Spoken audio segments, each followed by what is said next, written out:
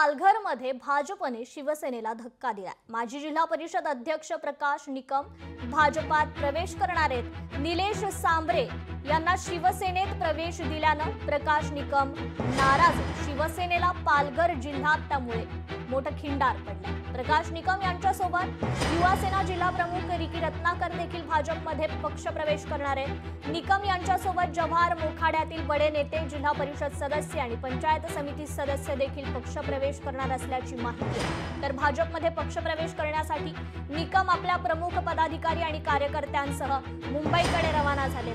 प्रदेशाध्यक्ष रवींद्र चव्हाण यांच्या उपस्थितीत हा पक्ष प्रवेश सोहळा पार पडणार आहे। तर बंडखोरी करताना पक्षाशीच गद्दारी करणाऱ्या निलेश सांबरे यांना शिवसेनेत प्रवेश दिल्यानं प्रकाश निकम मात्र नाराज असल्याची चर्चा आहे।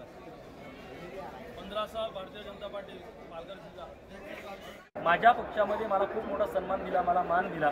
मात्र ज्या पक्षाकडनं मी अपक्ष म्हणून लढलो, ज्या पक्षाच्या लोकांनी माझ्याचा विश्वासघात केला आणि ते शिवसेनेमध्ये आल्यानंतर माझ्यासारख्या स्वाभिमानी शिवसैनिकाला तिथं राहणे कठीण आहे। लोकशाही मराठी ऐका, पहा, जागरूक रहा।